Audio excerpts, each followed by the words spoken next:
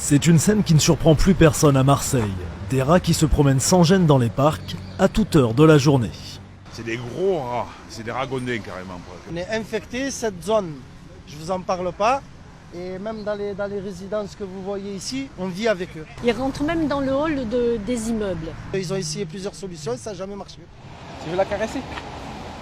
Voilà. Voilà peut-être une solution miracle avec ce furet, un prédateur naturel du rat, redoutable pour chasser les rongeurs. Elle est toute mignonne, elle a 2 ans. Voilà, c'est une petite femelle, puisque c'est que les femelles que j'utilise pour attraper les rats, puisque les mâles sont trop gros et donc ils ne peuvent pas rentrer dans les terriers. Hop le malouloute, viens là.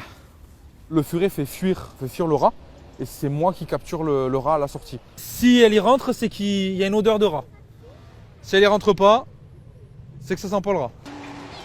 C'est une technique qui est très efficace. Entre 90 et 95% des rats sont attrapés. Une nécessité tant les rats se multiplient rapidement.